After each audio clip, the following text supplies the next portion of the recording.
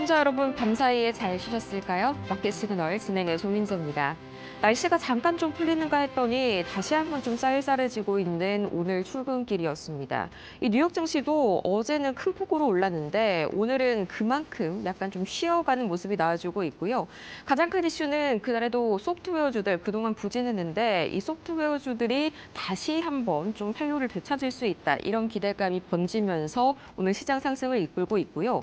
어제 5만 선을 드디어 돌파했던 다우지수는 오늘 좀 쉬어가고 있습니다. 잠시 후에 자세한 이야기 만나보도록 하겠고요. 마켓 시그널 본격적으로 출발합니다.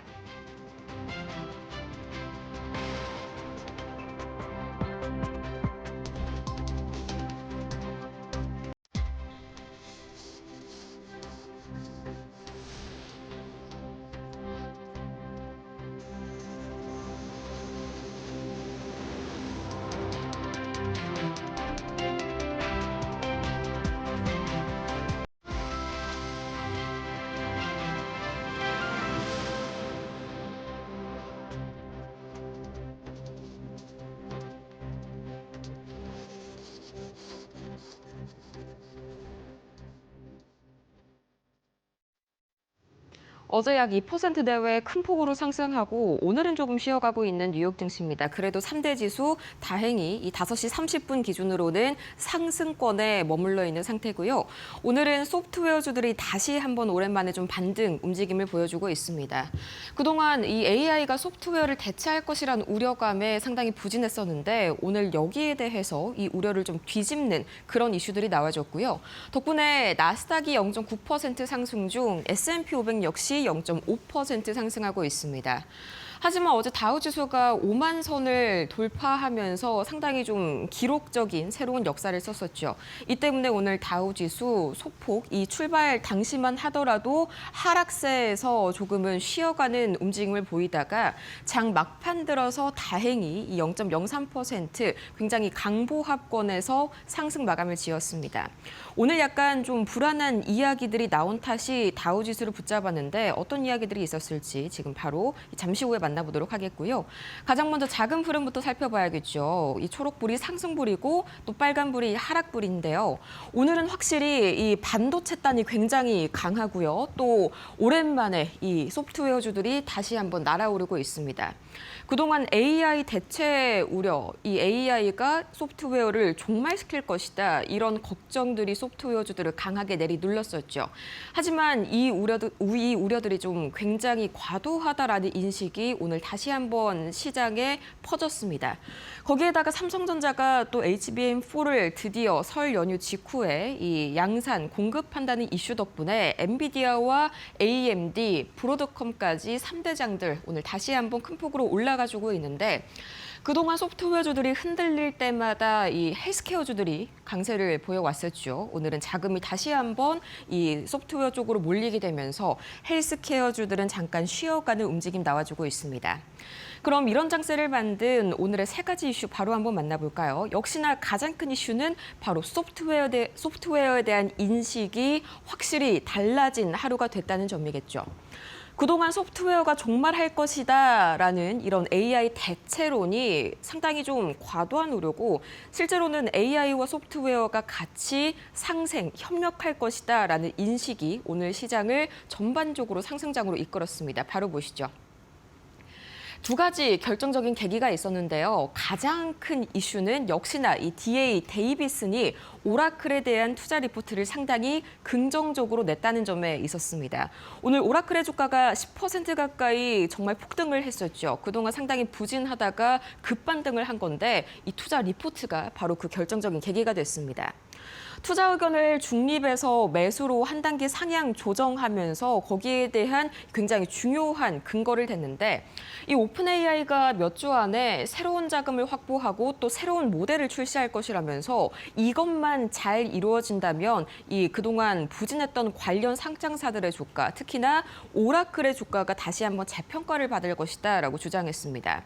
그런데 여기에 딱 맞는 이슈가 우연찮게 오늘 또 바로 나와줬는데요.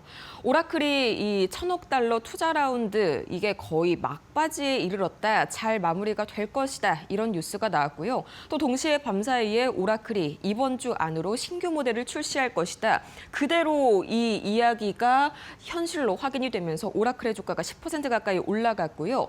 또 AI가 이 소프트웨어주들의 사업을 위협할 것이라는 우려는 과도하다라고 분석을 했습니다. 마찬가지의 이야기를 우리가 테슬라 아저씨라고도 하죠. 굉장히 유명한 이 M7 관련 이 애널리스트입니다.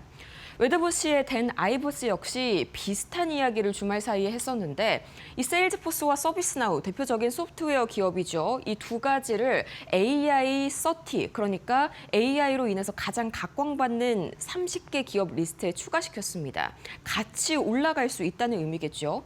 그러면서 최근 시장에서 제기되는 소프트웨어가 끝났다라는 시나리오는 너무 과한 우려라면서 앞으로 이 소프트웨어가 AI를 잘 활용하는 방식으로 함께 상생해 나갈 수 있다라면서 긍정적인 그런 보고서를 내놨습니다. 이 때문에 소프트웨어 주가들 오랜만에 급반등하는 움직임이 나타나고 있고요. 또 오늘 반도체도 상당히 또 좋은 움직임을 보이고 있죠.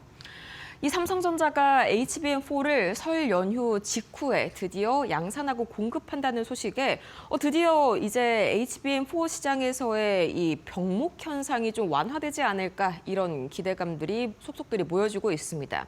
당연히 이 AI 서버 출하량도 올라갈 수밖에 없고 엔비디아와 브로드컴, AMD의 매출에는 플러스가 될 수밖에 없는 소식이겠죠. 오늘 엔비디아가 거의 3% 이상 상승했고요. 또 브로드컴과 AMD도 4% 이상 상승하면서 나스닥의 상승장을 이끌었습니다. 다만 저희 시작할 때 이 다우 지수가 굉장히 장중 내내 좀 하락하는 그런 그래프를 보여드렸었죠. 오늘 시장이 마냥 편하지만은 않았습니다. 그 주요했던 하방 이유가 바로 여기에 있었는데요. 이 캐비넷의 백악관 국가경제위원장이요. 약간의 이 고용 지표에 대해서 상당히 의미심장한 어찌 보면 조금 상당히 걱정을 키울 수 있을 만한 발언을 했습니다. 뒷장 통해서 자세하게 보실 텐데 CNBC에서 인터뷰를 했는데요. 고용 지표가 이제 그동안 미국 연방정부가 셧다운을 부분적으로 하게 되면서 11일 발표로 조금 미뤄졌었죠. 이 고용보고서에 대해서 좀 섬뜩하게 경고를 했습니다. 고용지표가 다소 낮은 수치가 나올 수는 있지만 시장이 공포에 빠질 필요는 없다. 이게 경제 성장률이 워낙 높다 보니까 좀 자연스럽게 나타날 수 있다. 하지만 보통 이런 식으로 지표가 안 좋게 나올 것이다. 두려움에 떨지 말아라. 이렇게 경고성 메시지를 직접 NEC 위원장이 하는 게 일반적인 일은 아니죠. 얼마나 지표가 안 좋게 나왔으면 벌써부터 이렇게 사전 작업을 하는 건지 시장이 상당히 불안감에 떨었던 이슈였고요. 다우지수가 이 때문에 하락 출발하는 모습 보였습니다. 오늘 특징주들도 상당히 개별주 이슈가 갈렸는데요. 정보경 앵커와 함께 바로 만나보시죠. 3대 지수가 모두 오르는 가운데 나스닥이 특히 좀 강하게 올라준 하루였습니다. 주요 기술주들의 움직임은 어땠는지 지금부터 저와 함께 살펴보시죠. 오늘의 첫 번째 종목은 엔비디아입니다. 2.43%, 우리 시간으로 5시 30분 기준으로 강세를 보였는데요. 골드만삭스와 뱅크 오브 아메리카의 긍정적인 평가가 이어졌습니다. 특히 골드만삭스는 회계연도 4분기 매출이 컨센서스를 약 20억 달러 웃돌고 시장 예상보다 673억 달러를 상회하는 실적을 기록할 것으로 전망을 했는데요. 예상보다 높은 수익성에 가이던스 제시 가능성까지 거론되면서 투심을 자극하는 모습입니다. 다음 종목 마이크로소프트입니다. 마찬가지로 3%에 가까운 강세를 보였습니다. 이 마이크로소프트는 지난 한 달간 가파른 주가 하락을 겪었죠. 그 이후에 밸류에이션 매력이 좀 강조가 되는 모습인데요. 최근 조정으로 주가 부담이 완화되면서 클라우드와 AI 중심의 중장기 성장성 여전히 유효하다라는 평가가 나오고 있습니다. 낙폭 과대 인식이 확산되면서 오늘 주가 하단을 지지하고 강세까지 보이는 모습입니다. 다음 종목 구글입니다. 구글은 소폭 상승했습니다. 0.15% 올랐는데요. 공격적인 AI 인프라 확장 자금 마련을 위해서 대규모 채권 발행에 나섰습니다. 이 같은 소식에 주가가 올랐는데 월가 시그널에서 더 자세하게 전해드리도록 할 거고요. AI 데이터 센터와 인프라 투자 확대를 위한 안정적인 재원 확보라는 시장의 평가가 나왔습니다. 재무 부담에 대한 우려보다는 성장 투자에 대한 지속 가능성이 주가의 긍정적 긍정적으로 작용을 했습니다. 그러면 세 종목의 마감가는 어떻게 됐는지 바로 확인해 보시죠. 네, 엔비디아가 상승폭 조금 키우면서 2.5% 강세로 마감을 했고요. 다음 종목 확인해 보겠습니다. 마이크로소프트는 상승폭이 3%를 넘겼습니다. 3.13% 강세 마감했습니다. 다음 종목 구글도 확인해 보시면 0.45% 오르면서 마감했습니다. 다음 종목도 같이 확인해 보시죠. 이번에 확인하실 종목은 테슬라인데요. 2.26% 상승했습니다. 미국 내 태양전지 생산 능력 확대 논의가 전해지면서 오늘 강세를 보였습니다. 뉴욕 버팔로 공장 증설을 통해서 생산 능력을 약 10기가와트까지 늘리는 방안이 검토되고 있는 건데요. 이 에너지 사업 성장 기대가 주가에 긍정적으로 반영된 모습이고요. 자세한 이야기 월가 시그널에서 짚어보도록 하겠습니다. 이어지는 종목 애플입니다. 애플은 1% 넘게 내렸는데요. 소프트웨어 부문의 AI 중단 우려로 한동안 주가가 좀 약세를 보이고 있죠. 단기적으로 투심이 위축됐다라고 좀 해석을 해볼 수 있겠는데요. 다만 업그레이드된 A19 칩, 또 맥세이프 충전을 적용한 아이폰 17E를 $599에 출시하는 등 2026년 제품 라인업 준비를 이어가고 있는 애플입니다. 중장기 기대는 유지되고 있다는 평가까지 참고해 보시면 좋겠습니다. 두 종목의 마감가도 바로 확인해 보시죠. 네, 테슬라는 1.51% 상승했습니다. 상승폭은 조금 줄였지만 상승 마감했고요. 다음 종목 확인해 보시죠. 애플은 1.17% 하락하면서 오늘 약세로 마감을 했습니다. 이어지는 특징주도 확인해 보도록 하겠습니다. 첫 번째 종목 오라클입니다. 자, 오라클은 투자은행 DA 데이비슨이 투자 의견을 중립에서 매수로 상향했는데요. 이 DA 데이비슨이 오픈 AI가 새로운 자본을 바탕으로 올해 오라클과의 계약을 충분히 이행할 수 있을 것으로 평가를 했습니다. AI 관련 수주 기대가 주가에 좋은 영향을 주고 있는 오라클이고요. 다음 종목 확인해 보겠습니다. 먼데이닷컴이 좀 급락했습니다. 22%가 넘게 빠졌는데요. 부진한 실적 전망 때문입니다. 2025년 4분기 실적 매출과 EPS는 시장 예상치를 웃돌았는데 이번 분기 매출과 영업이익 가이던스가 시장의 기대에 미치지 못하면서 투심이 위축됐습니다. 회사는 새로운 AI 기능 도입을 강조했는데요. 투자자들의 불안은 해소되지 않고 있는 모습입니다. 오늘의 마지막 종목은 노보 노디스크입니다. 5.25% 상승을 했는데 힘센허스를 상대로 특허 침해 소송과 손해배상 청구에 나섰죠. 힘센허스가 위고비 복제약 판매 중단을 공식화했고요. 미국 FDA도 법적 조치를 예고하면서 정품 보호에 대한 기대가 커졌습니다. 정품보다 약 $100 저렴한 복제약의 판매 중단 소식이 노보 노디스크의 가격 경쟁력 그리고 수요 회복 전망을 부각시키는 모습입니다. 자, 세 종목의 마감가는 어떻게 됐는지 확인해 보시죠. 네, 오라클은 오늘 오르고 있었는데요. 9.65% 상승하면서 강세로 마감을 했고요. 다음 종목 확인해 보겠습니다. 20% 넘는 급락세로 마감을 했습니다. 오늘의 마지막 종목 노보 노디스크는 3.64% 오르면서 강세 마감했습니다. 지금까지 특징주 상황 짚어봤습니다. 이 시각 원자재 가격과 또 매크로 지표 흐름도 바로 짚어봐야겠죠. 가장 먼저 국제유가 먼저 보도록 하겠습니다.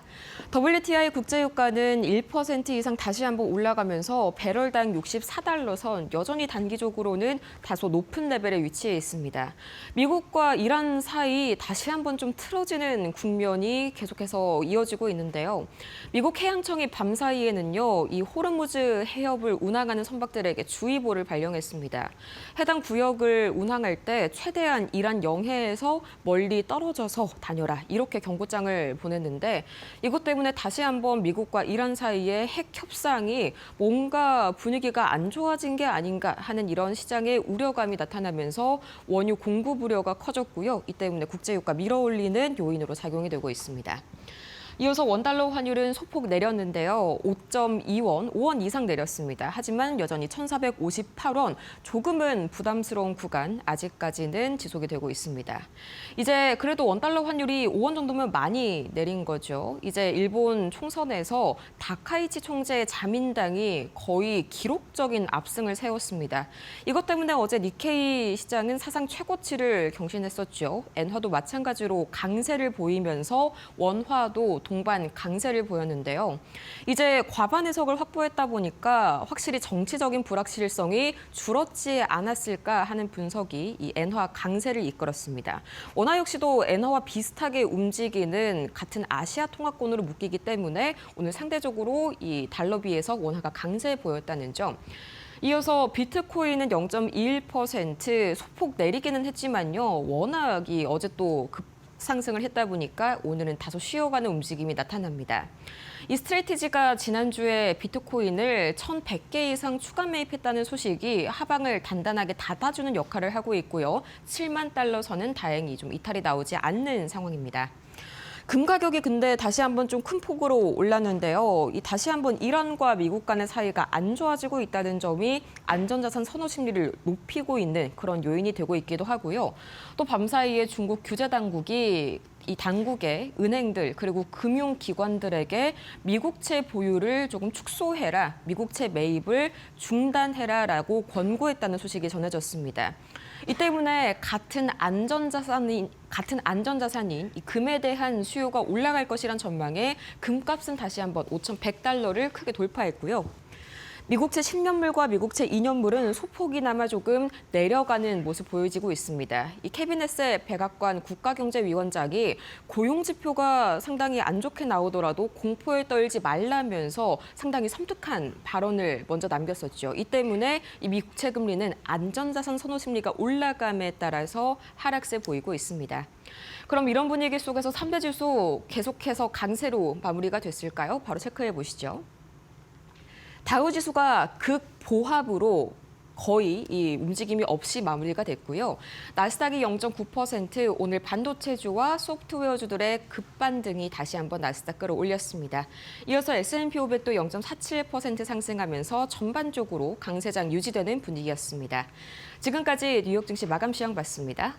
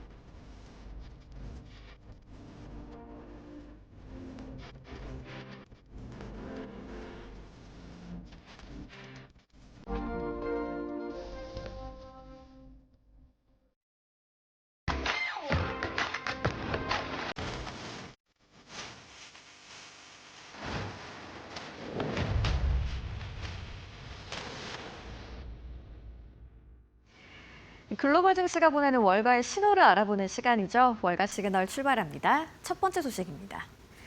중국 당국이 금융권에 미국 국채 비중을 줄이라고 지시한 것으로 알려졌습니다. 블룸버그 통신에 따르면 중국 규제 당국은 은행들의 미 국채 신규 매입을 제한하라고 권고했습니다. 특정 자산 쏠림에 따른 리스크와 시장 변동성 확대를 우려한 조치인데요. 미 국채 보유 비중이 높은 일부 기관에는 기존 포지션 감축도 주문한 것으로 전해졌습니다. 이번 지침은 비공개로 중국 정부가 직접 보유한 미 국채에는 적용되지 않습니다. 최근 몇 주 사이 대형 은행들을 중심으로 구두 전달된 것으로 당국은 미 국채 가격 변동성이 은행 재무 건전성에 미칠 영향을 경계하고 있습니다. 이번 조치는 포트폴리오 다변화 차원이라는 설명인데요. 구체적인 감축 규모나 시한은 제시되지 않았습니다. 해당 지침은 미중 정상 간 통화 이전에 내려진 것으로 전해졌습니다. 이 소식 이후 미 국채 가격은 하락했고 달러도 약세를 보였습니다. 중국 은행권의 달러 표시 채권 잔액은 약 2,980억 달러 수준입니다. 구글의 모회사인 알파벳이 미국 채권 시장에서 150억 달러, 우리 돈 약 22조 원 규모의 회사채를 발행합니다. 이번 채권은 만기별 7쪽으로 구성됐고 최장 만기는 40년물입니다. 40년물 금리는 미 국채 대비 약 1.2%포인트 가산금리 수준에서 논의되고 있는데요. 알파벳은 달러화 외에 파운드화와 스위스 프랑화 채권도 함께 발행할 계획입니다. 특히 영국 시장에서는 만기 100년짜리 초장기채 발행 가능성도 타진 중입니다. 기술기업이 100년물 채권을 발행하는 것은 매우 이례적인 사례인데요. 알파벳은 지난해 11월에도 미 유럽 시장에서 총 240억 달러를 조달한 바 있습니다. 이딴 채권 발행은 AI 데이터 센터와 인프라 확장을 위한 자금 확보 차원입니다. 알파벳은 올해 자본 지출이 최대 1,850억 달러, 약 270조 원에 달할 것으로 전망했습니다. AI 투자 경쟁 속에 빅테크 전반의 차입 규모도 빠르게 불어나고 있는데요. 월가는 이를 AI 패권 경쟁을 위한 빅테크의 레버리지 전쟁으로 해석하고 있습니다. 테슬라가 미국 내 여러 지역에서 태양전지 제조 공장 부지를 물색 중입니다. 테슬라는 2028년까지 미국 내 태양전지 제조 역량을 100기가와트까지 확대하는 방안을 추진 중입니다. 블룸버그에 따르면 뉴욕주 버팔로 공장 증설이 1차 검토 대상인데요. 버팔로 공장은 최대 10기가와트까지 확대될 수 있으며 뉴욕 내 제2공장 가능성도 거론됩니다. 애리조나와 아이다호 역시 신규 공장 후보지로 검토되고 있습니다. 이번 계획은 일론 머스크 CEO가 제시한 첫 구체적인 목표 시안인데요. 머스크는 연 100기가와트 생산으로 AI 데이터 센터 전력 수요를 충당하겠다고 밝혔습니다. 목표가 현실화되면 테슬라는 미국 최대 태양전지 제조사로 올라서게 됩니다. 현재 미국 태양전지 생산 능력은 3.2기가와트 수준에 불과한데요. 중국이 글로벌 태양전지 공급망의 80% 이상을 장악하고 있는 상황입니다. 이 여파로 미국 1위 업체 퍼스트솔라의 주가는 장중 7% 넘는 급락세가 나오기도 했습니다. 시장에서는 테슬라의 진입이 글로벌 태양광 공급망 재편을 촉발할 변수로 해석하고 있습니다. 엔비디아의 젠슨 황 CEO와 SK그룹 최태원 회장이 미국에서 치맥 회동을 가진 것으로 전해졌습니다. 젠슨 황 엔비디아 CEO와 최태원 SK그룹 회장은 현지 시간 5일 미국 캘리포니아 산타클라라에서 이른바 치맥 회동을 가졌습니다. 이번 만남은 고대역폭 메모리 HBM 공급 협의가 핵심이었는데요. 엔비디아가 올해 하반기 출시할 차세대 AI 반도체에 들어갈 HBM4 공급이 주요 의제로 전해졌습니다. SK하이닉스는 고객 일정에 맞춰 HBM4 양산을 진행 중이라고 밝혔는데요. 다만 수요가 워낙 커서 생산 능력을 모두 가동해도 100% 충족은 어렵다는 입장입니다. 이에 따라 일부 경쟁사의 시장 진입 가능성도 언급됐습니다. SK하이닉스는 성능과 품질, 양산성을 앞세워 주도적 공급사 지위를 유지하겠다고 강조했는데요. 최근 SK는 AI 메모리뿐 아니라 데이터 센터 등 인프라 영역까지 사업 확장을 서두르고 있습니다. 최 회장은 AI 인프라 전반을 아우르는 솔루션 제공자로의 진화를 강조해왔습니다. 이번 회동은 한미 AI 반도체 동맹의 상징적 장면으로 해석되며 글로벌 AI 칩 경쟁 속에서 HBM을 둘러싼 협상력도 다시 주목받고 있습니다. 월가에서 보내는 시그널 알아봤고요. 신일섭 위원과 함께 자세하게 분석해 보겠습니다.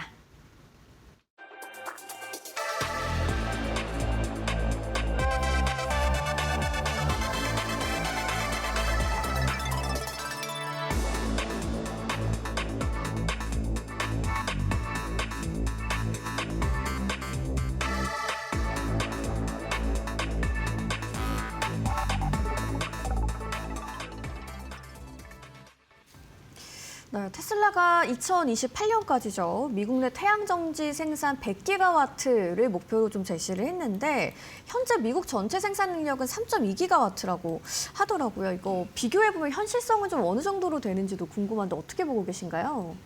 원래 앨런 머스크랑 테슬라의 그 수사를 보면요. 네. 달성 불가능한 목표를 던져놓은 다음에 일단 거기에 가장 가깝게 가도록 최선을 다합니다. 그런 스타일인 것 네. 같고요. 자, 그리고 이제 우리 어렸을 때 그 분홍 소시지 많이 좋아했잖아요. 저 지금도 좋아하는데 네. 태양광을 만드는 그 기본 재료가 폴리실리콘이잖아요. 이른바 이제 돼지고기를 이제 반죽을 해가지고 분홍 소시지처럼 길게 만드는데 우리가 분홍 소시지를 들고 먹는 사람 없잖아요. 개그맨 김준현 씨가 옛날에 개코에서 들고 먹었는데 잘라서 먹죠. 네, 잘라서 먹죠. 그걸 이제 자르면 네. 이게 단면이 나오잖아요. 이게 부침개 할 수 있게 나오잖아요. 그게 이제 웨이퍼라고 태양광이랑 반도체 공정이 비슷합니다. 네네. 태양광이 실리콘으로 원료를 하고 이건 태양광은 폴리실리콘을 원료로 하고 반도체는 실리콘이 원료죠. 어쨌든 그걸 자르면 이제 그 웨이퍼가 돼요. 판, 동그란 판. 그거를 이제 이어 붙이면은 셀이 되고 그 셀을 집단으로 단지를 구성한 게 모듈입니다. 그래서 이제 아까 전에 말씀드린 3.2기가는 네. 이 미국의 전체 태양광 셀 생산 능력을 얘기합니다. 그러니까 제가 비유했듯이 분홍 네. 소시지를 잘라놓은 거를 여러 개를 붙인 거. 붙여놓은 요 네. 네모판이죠. 그게 이제 저렇게 지금 그림에 나온 대로 네네. 전체 단지를 형성한 것들이 이제 모듈입니다. 네. 그런 거를 다 포함해도 3.2기가인데 100기가는 여기서 30배를 해야 됩니다. 그리고 이제 이 기한도 정해져 있죠. 2028년. 얼마 이게 안 만약에 남았어요. 100년을 내다보고 100기가라면 할 수 있겠죠. 근데 2028년이라는 것은 지금 2026년을 포함하여서 3년입니다. 그렇기 때문에 상당히 좀 이거는 현재로서는 이상적인 목표라고 봐야 네. 된다고 보시면 될 것 같아요. 뭐 현실성이 크기보다는 조금 이상적인 목표를 제시했다 이렇게 좀 해석을 하고 계시는군요. 머스크가 AI 데이터 센터 전력 수요를 태양광으로 충당을 하겠다라고 한 건데 연 100기가와트면은 뭐 실제 미국 내 AI 전력 수요를 좀 커버할 수 있는 규모인지도 궁금해요. 일단 100기가를 만들더라도 네. 이 100기가가 다 이 지금 작동되는 게 아니죠.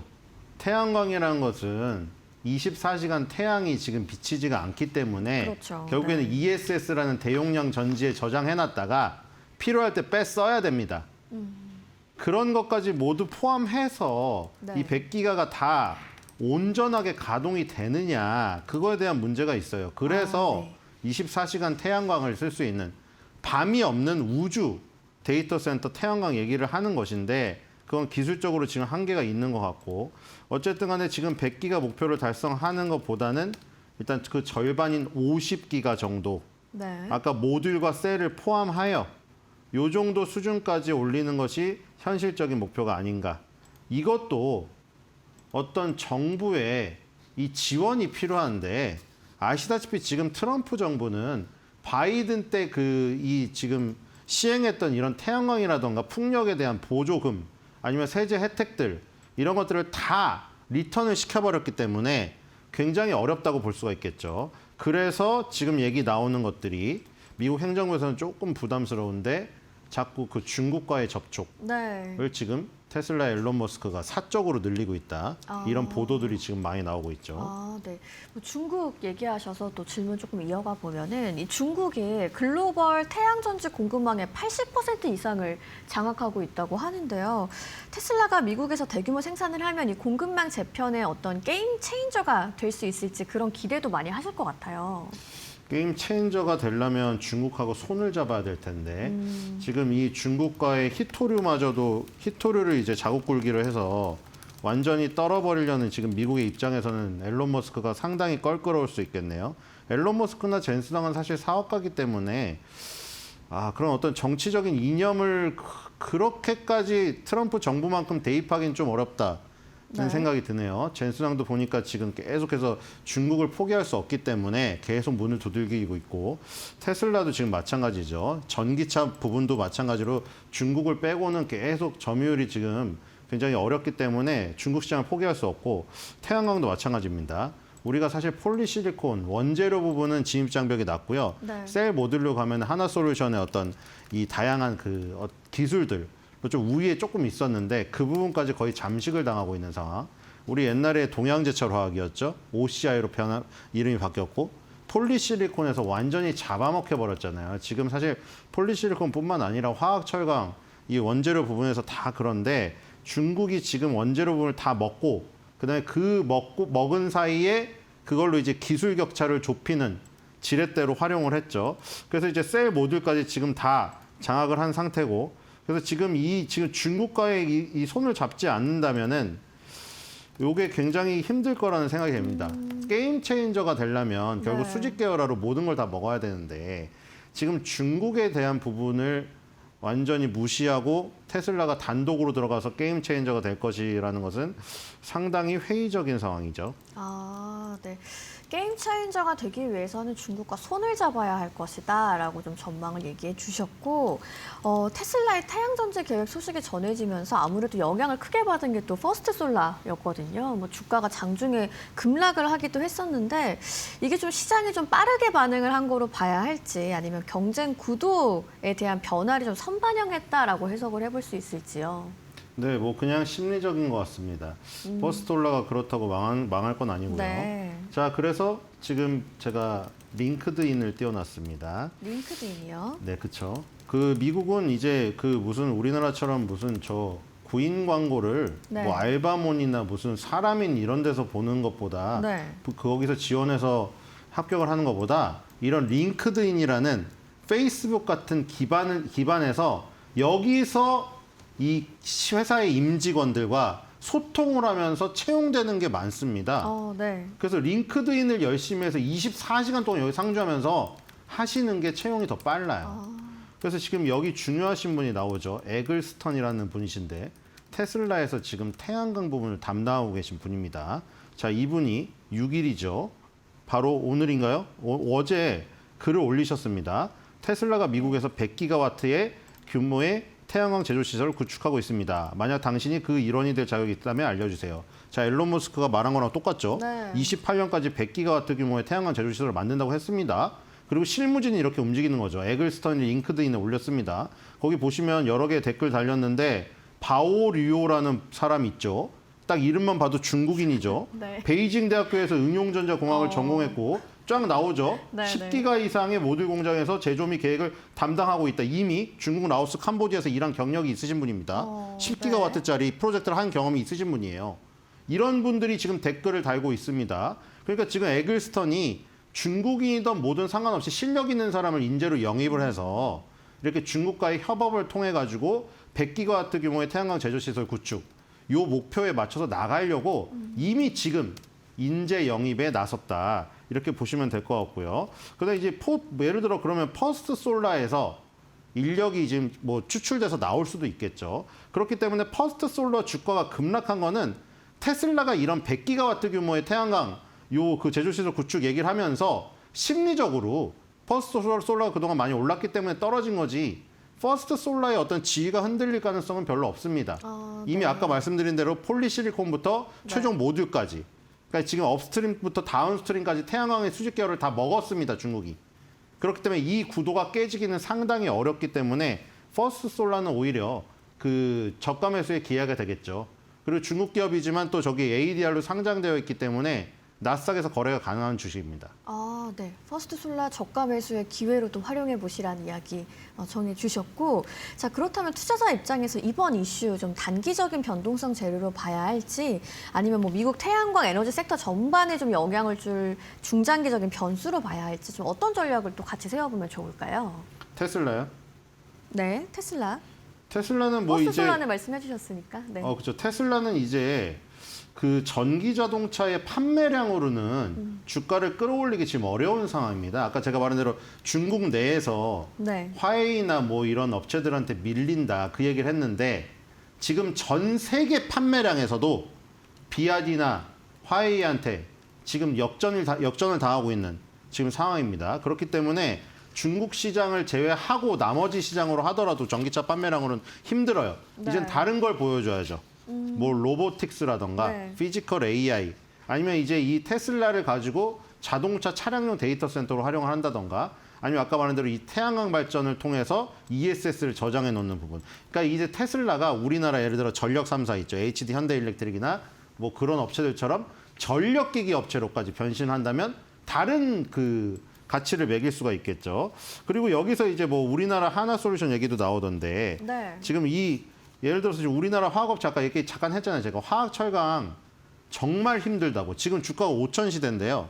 5천도 아니죠. 5,300, 400 가는데 롯데케미칼, 포스코홀딩스, 뭐 포스코홀딩스는 그래도 2차전지가 껴있다고 하더라도 나머지 동국홀딩스, 현대제철 이런 거 가지고 계신 분들 진짜 마음이 타들어갑니다. 네. 근데 화학 철강도 다 먹혔어요. 중국이 너무 싸게 공급을 해버리니까 우리나라는 어렵습니다. 네. 그래서 지금 이 화학 철강 이 라인들이 굉장히 어려운데 요 지금 그 화학 철강 라인들도 만약에 이 태양광 쪽이 살아난다면 하나솔루션처럼 주가가 좀 차별화될 수 있는 것이죠. 지금 예를 들어서 롯데케미칼, 네. LG화학, 금호석유화학, 그다음에 하나케미칼에 속해 있는 하나솔루션까지 해서 우리나라 4대 화학 업체거든요. 근데 지금 롯데케미칼은 순수 석유화학이라 상당히 주가가 어렵고요. 금호석유화학은 NCC 나프타 크래커 센터가 없는 뒷부분을 하기 때문에 그나마 주가가 좀 날 거라 생각했지만 그래도 부침이 심하고요. 유일하게 지금 하나솔 LG화학은 2차 전지가 살짝 붙었다가 2차 전지가 몰락해서 LG화학도 저물었고요. 그다음에 이제 유일하게 하나솔루션, 하나케미칼도 있고 거기에 이제 뭐 바이오도 있고 다 들어 있는데 여기에 태양광 부분이 지금 테슬라의 언급 때문에 살아나서 하나솔루션 주가가 조금 움직이고 있어요. 4대 화학 업체 중에 그나마 네. 다행스럽게. 그러니까 지금은 뭘 따질 때가 아니죠. 4대 화학 업체는 뭐라도 이슈라도 얽혀서 AI의 A자라도 얽혀가지고 바닥 탈출하는 게 급선무예요. 그렇기 때문에 하나솔루션은 테슬라의 언급이 상당히 반갑다.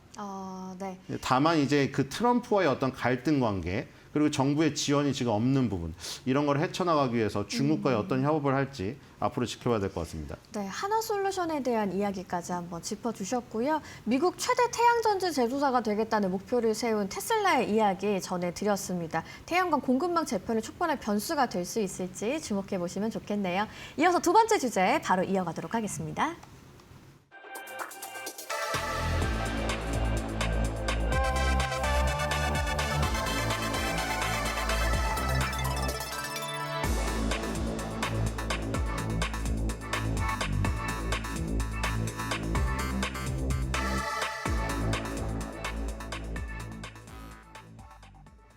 자, 젠슨항 회장이 또 한 번 치맥 회동을 가졌네요. SK그룹 최태원 회장과 직접 만난 건데 우리나라에서도 그렇지만 외신에서도 좀 주목을 하는 분위기입니다. HBM 물량이 좀 많이 부족하다라는 신호로 해석을 해보면 될까요? 좀 어떻게 보셨어요?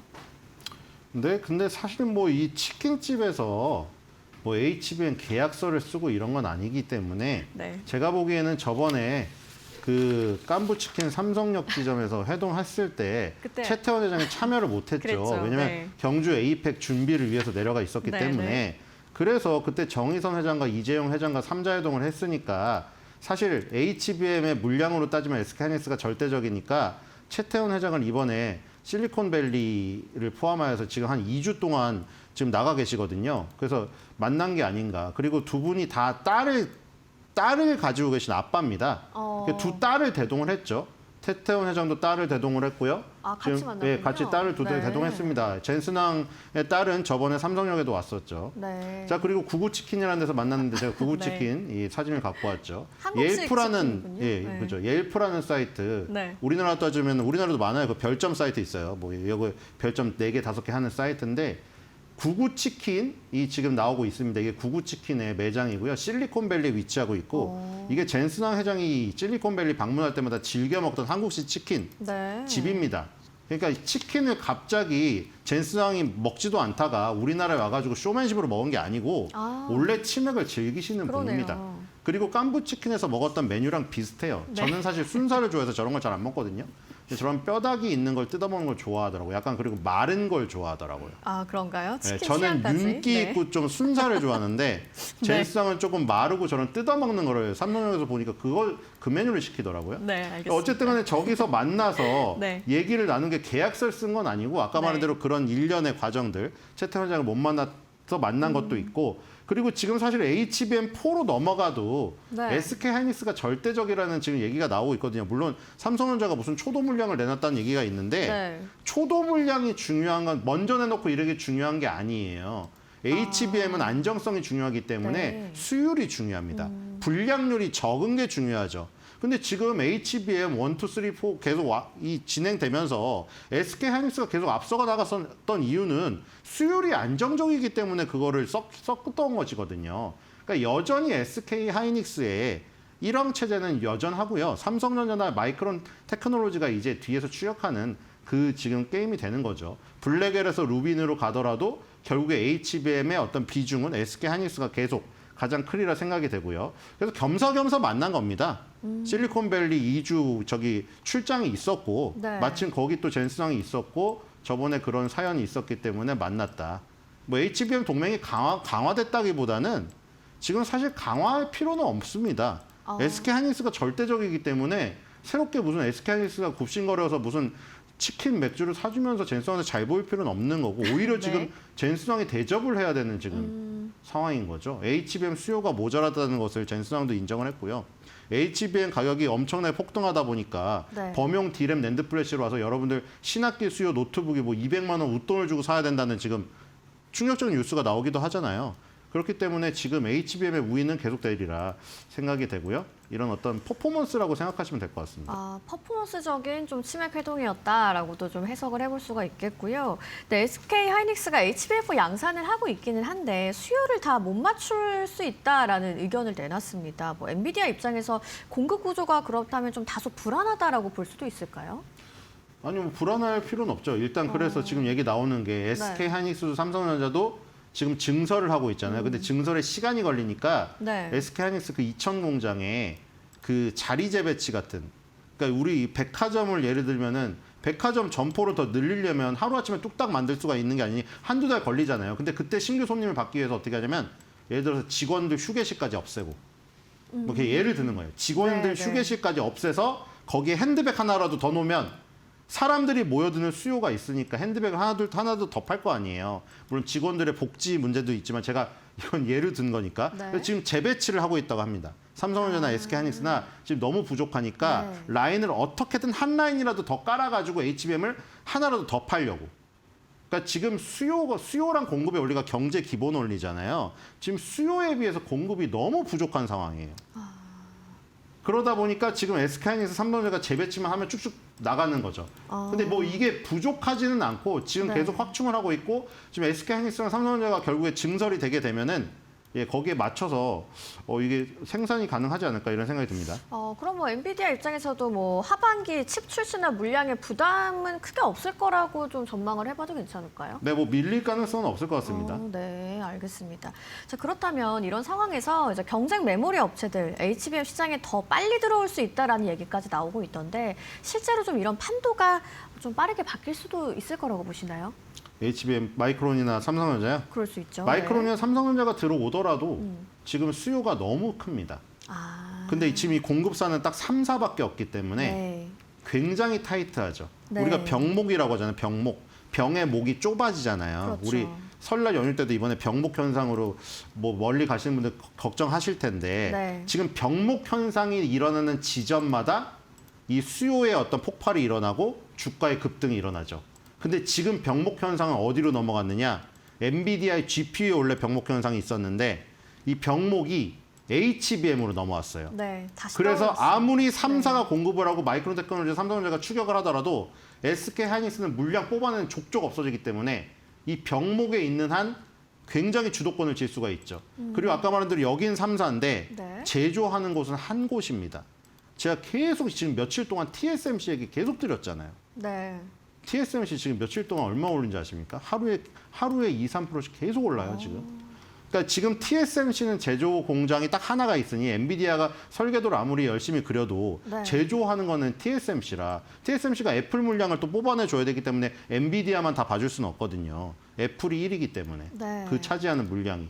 그래서 지금 TSMC 그다음에 HBM 만드는 이 3사 여기에 지금 병목 현상이 집중되어 있고 주도권을 가졌고 주가의 상승이 가장 큰 부분이고 그리고 이게 나중에 이어지면 아까 전에 이 앨런 머스크가 걱정하는 그 부분에 초점이 더 맞춰질 수 있겠죠. 전기 공급.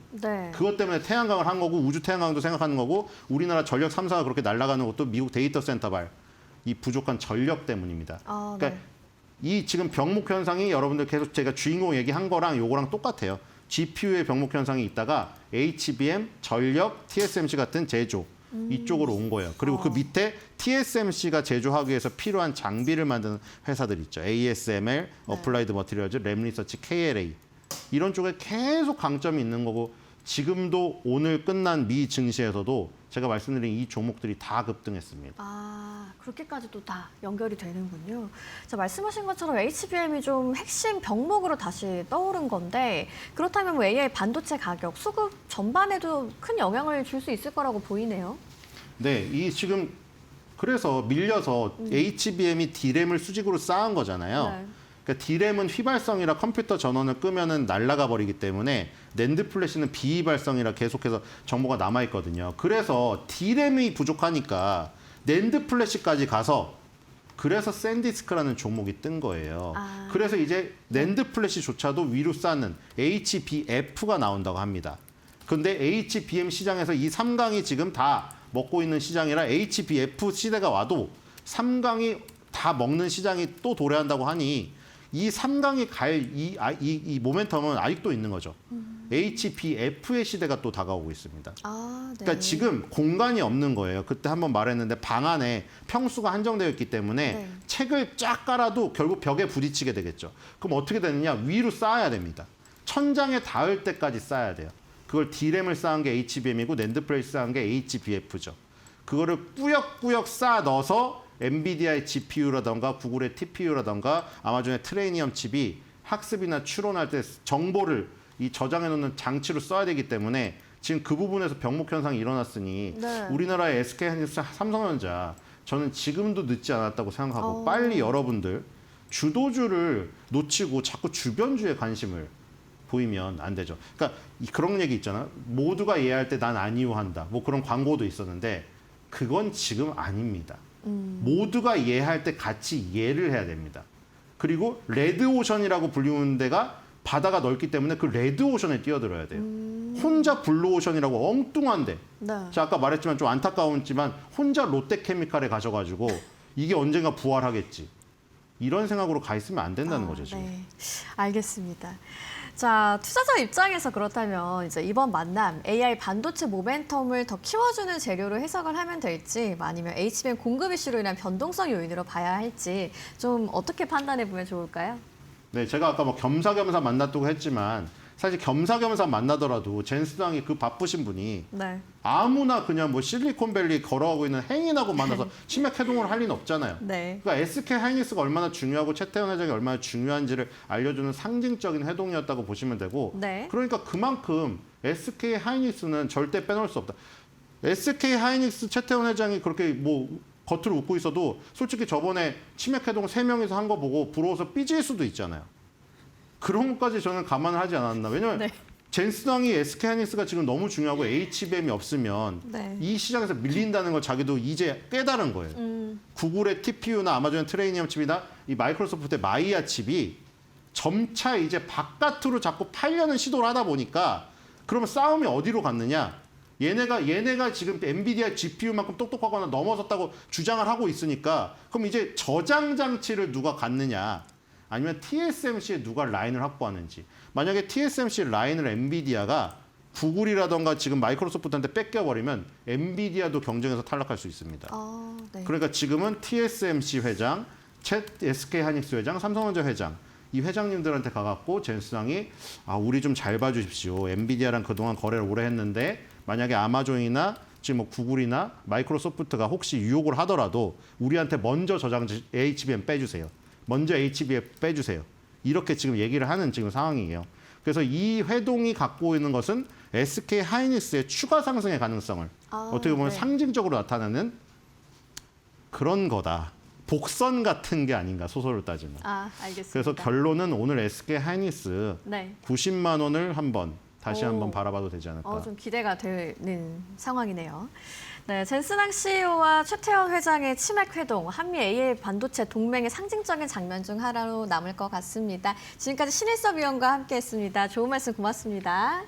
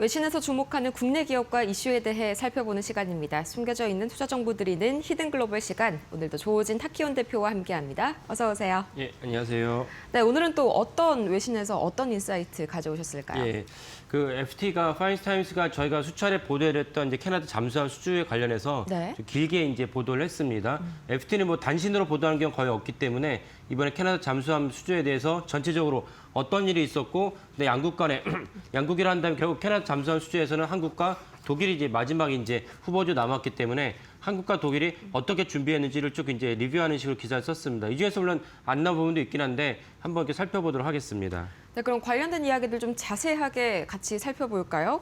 이제 다음 달이면 드디어 캐나다 잠수함 수주 국가가 좀 선정되는 그런 마무리 국면에 들어와 있죠? 예, 그렇습니다. 그래서 오랫동안 기다렸던 이 수주전이 다음 달이면 공식적으로 이제 끝나게 됩니다. 그래서 마지막으로 한국과 독일이 이제 그 스퍼트를 하면서 최종적인 어떤 그 선정 국가가 되고자 노력을 할 것으로 보입니다.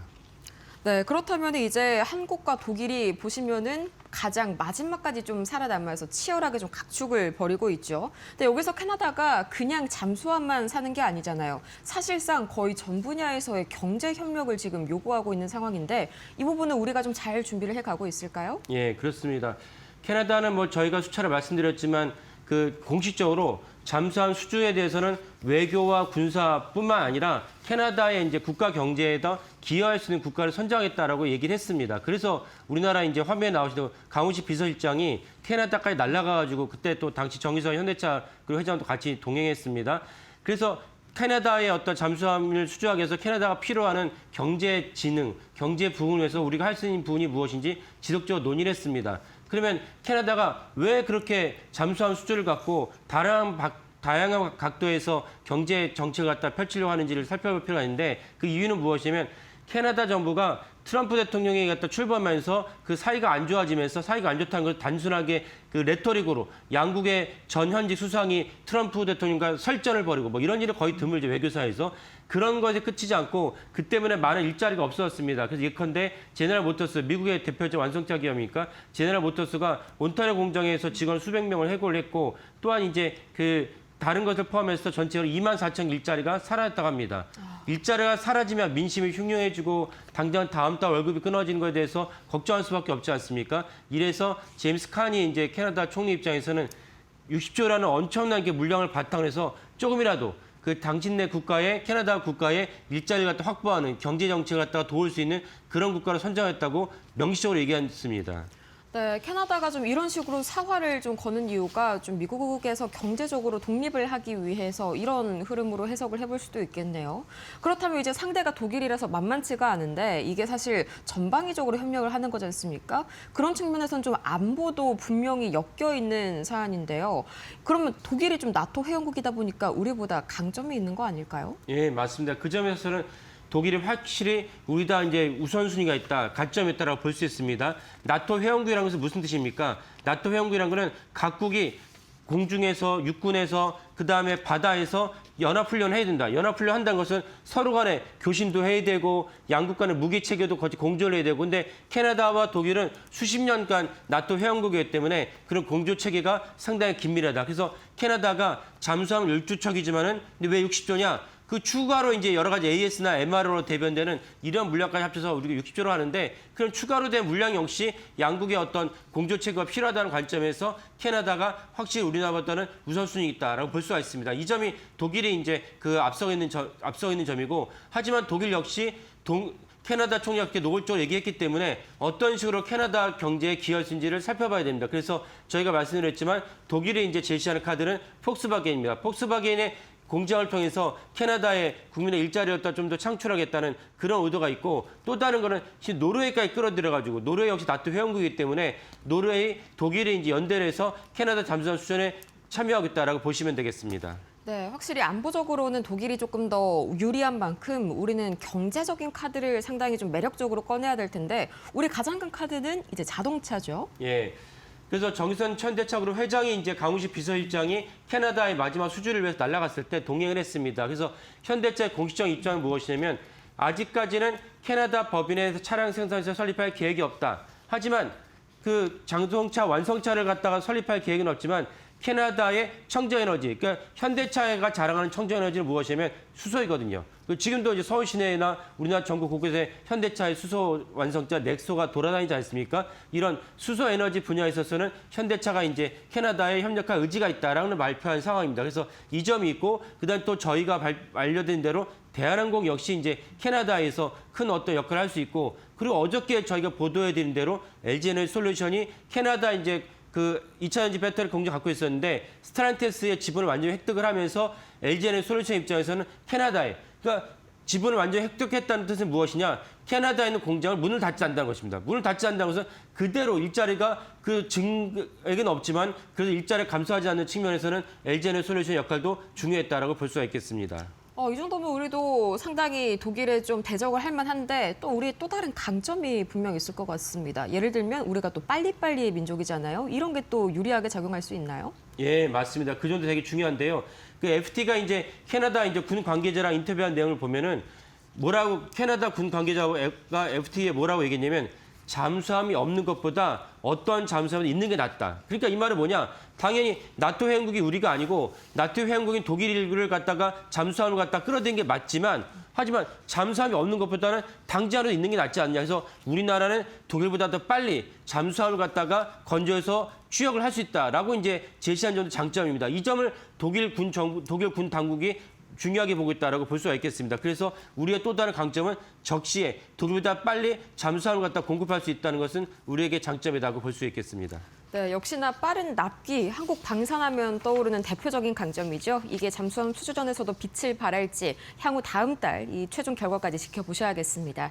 다음으로 두 번째 이슈도 만나볼까요? 두 번째 이슈 어떤 언론사에서 뽑아오셨죠? 예, 어저께 우리나라 증시가 다시 올라갔죠. 그렇죠. 증시가 올라갔는데 이제 당이 올라갔다는 얘기는 삼성전자, SK하이닉스의 상승 외에는 올라가기 힘듭니다. 근데 네. 저희가 어저께 이제 말미에 알려드렸던 연합뉴스 기사가 연합뉴스가 삼성전자가 이제 단독으로 세계 최초로 엔비디아 HBM4를 납품했다는 기사가 있었는데 네, 설레는 직후였죠. 예, 네. 그 부분을 다뤘는데 어저께 이제 배런스에서는 그 기사 때문에 삼성전자 올랐다라고 이제 어저께 기사화했습니다. 그러니까 배런스 같은 세계 유수의 그 경제지 역시 배런스 이제 월스트리트 저널 계열사입니다. 그 배런스가 한국의 주식시장을 갖다 눈여겨보면서 삼성전자 주가 올랐어. 오른 이유가 무엇이냐? 좀 전에 말씀드린 화면에 나오지만 삼성전자가 엔비디아에 대해서 납품을 할 수가 있고 그래서 상대적으로 배런스가 초점 맞춘 것은 마이크론의 주가가 떨어질 것 같다. 그래서 실제 오늘 마이크론 주가가 떨어지긴 했어요. 이 점을 갖다 배런스가 보도를 했습니다. 그래서 이 부분을 좀 자세하게 설명드리도록 하겠습니다. 네, 그러면 이제 좀 자세한 내용을 같이 살펴보면서 얘기를 나눠볼 텐데 우선은 기본적인 내용이 설 연휴 직후에 이제 HBM4를 양산하고 공급할 것이다. 이것 때문에 또 밤사이에 마이크론 주가가 살짝 밀려나는 움직임이 나오기도 했었죠. 근데 여기에서 이제 이 연합뉴스의 기사를 배런스도 좀 신뢰하지 않는다는 그런 방증이 나왔다고요. 예. 그러니까 연합뉴스의 그 기사의 핵심은 무엇이냐면 엔비디아의 HBM4를 세계 최초로 납품한다는 것입니다. 지금 화면에 나오는 게 이것인데 근데 사실 세계 최초가 삼성전자 맞느냐는 건 좀 의문이거든요. 왜냐하면 저희가 지속적으로 말씀드렸지만 사실적으로 세계 최초는 이제 그 SK 하이닉스입니다. SK 하이닉스라는 건 이제 UBS 그룹이 올해 1월 달에 제가 이제 저희 코에서 말씀을 드렸는데 이미 벌써 작년 11월에 엔비디아 납품을 했다라고 이제 발표를 했고 저희도 사실 그런 비슷한 취지로 말씀드린 적이 있습니다. 왜냐하면 삼성전자가 전영현 부회장께서 1월 달에 신년사에서 삼성전자가 고객에 돌아왔다라는 것을 발표하면서 우리나라 유수 언론이 모두 엔비디아 납품을 했다라고 발표를 했지만 저는 블룸버그의 보도랑 같이 하면서 그건 약간 이제 의문이 든다. 왜냐하면 SK하이닉스가 먼저 선점을 했고 진짜 삼성전자가 HBM4를 납품했는지는 좀 더 추가적으로 살펴보자. 그리고 설령 HBM4를 납품했을지라도 물량은 사실 많지 않을 것이다라는 대목을 말씀드렸습니다. 그래서 배런스 역시 엔비디아 그 연합뉴스의 보도의 방점은 세계 최초로 납품했다는 것이 방점인데 제목에도 나와 있었죠. 근데 배런스 그 부분을 누락을 하고 다만 삼성전자가 엔비디아 납품을 하면서 마이크론에 대해서 영향을 끼칠 것이다라고 이제 보도를 했습니다. 그래서 마이크론은 상대적으로 배런스의 그 보도대로 오늘 주가가 떨어지긴 했습니다.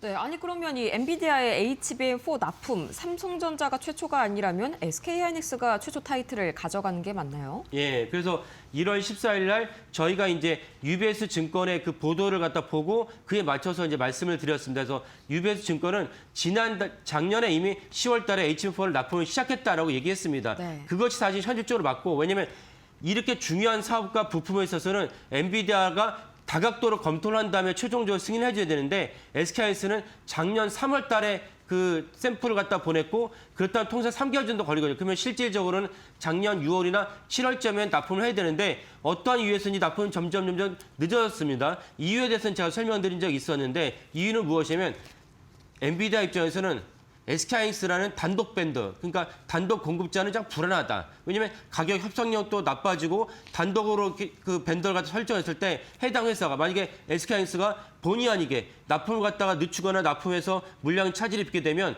엔비디아의 그 고가의 이제 그 칩을 갖다가 시장에다 풀 수 없게 됩니다. 이런 점에서 당연히 이제 그 소울 밴더가 아닌 멀티 밴더 가는 것이 맞습니다. 그래서 엔비디아는 더 다른 이제 회사에다가 기다리고 있었다. 다른 회사 어디입니까? 마이크론과 삼성전자. 그래서 사실은 작년 7월이나 8월에 끝났어야 될 최종적인 거래 계약이 늦어지면서 작년 10월이 돼서야지 이제 납품을 시작했다고 이제 유베증권이 말했고 저도 거기에 동조하는 바입니다. 그러니까 연합뉴스의 기사는 이제 그 틀린 바이고 이 부분 역시 밸런스가 누락을 하면서 일부러 누락했다 보이는 것이죠. 왜냐하면 연합뉴스가 제목까지 달았는데 그 부분을 갖다 얘기하지 않았으니까요. 그래서 이 점이 사실은 우리가 같이 동시에 보시면 좋을 것 같습니다. 네, 상당히 좀 설득력이 있는 말씀이신 게 또 어제 타이밍이 좀 기가 막히게 좀 국내 언론사들 중심으로 마이크론이 엔비디아 납품에서 탈락했다 이런 기사들이 또 쏟아지더라고요. 근데 이걸 외신에서도 똑같이 보도하고 있는지 이게 좀 궁금하네요. 예. 그 어저께 이제 세미 애널리시스라는 시장 조사 업체가 네.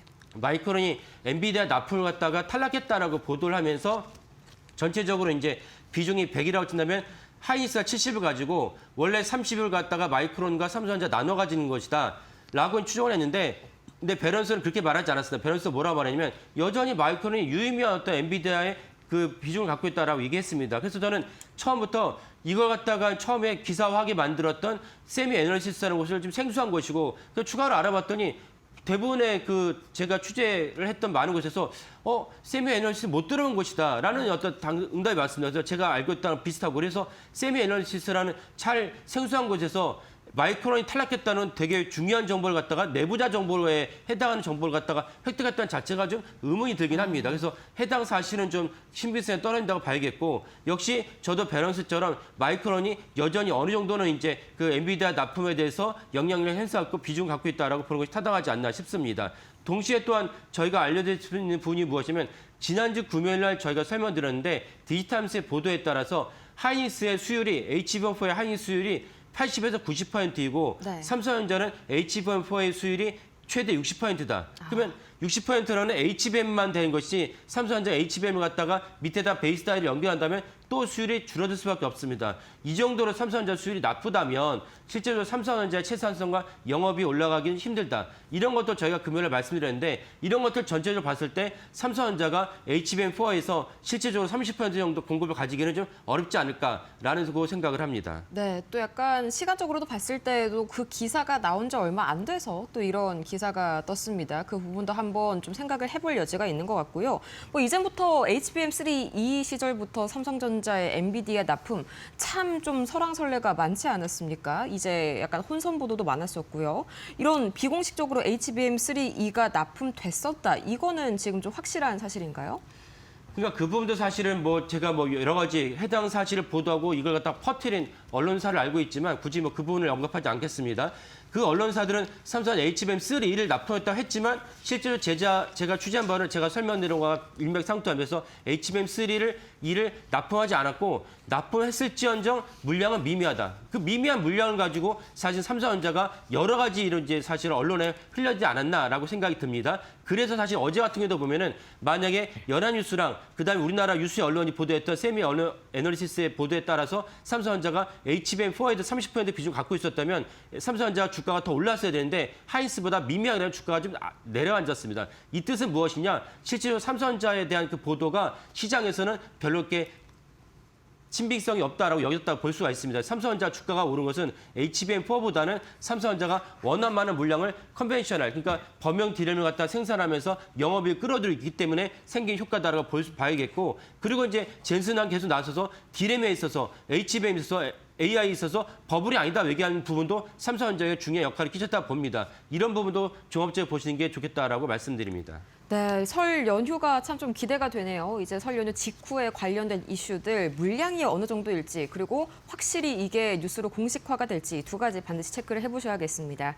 오늘도 조호진 타키온 대표와 함께 숨겨진 외신 투자 인사이트 자세하게 발굴해봤습니다. 좋은 말씀 고맙습니다. 예, 감사합니다.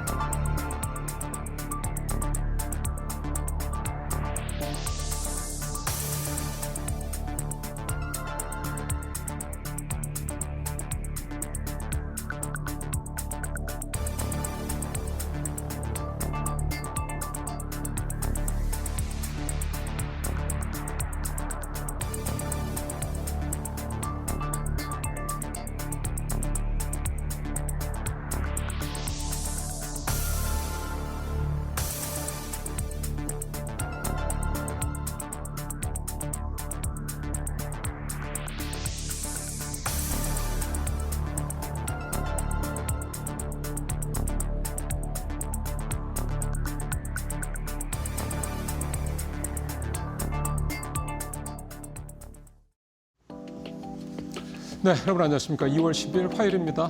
이데일리 TV 뉴스 브리핑 시작하도록 하겠습니다.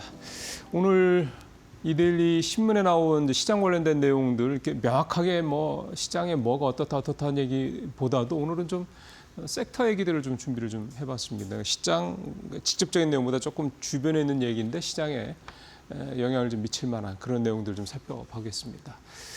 자, 이 트렌드 포스라고 하는 데는 이제 대만의 시장 조사 업체인데 뭐 되게 유명합니다. 아마 여러분들 기사 인용되는 그 재료의 자료의 소스 회사로서 많이 보셨을 겁니다.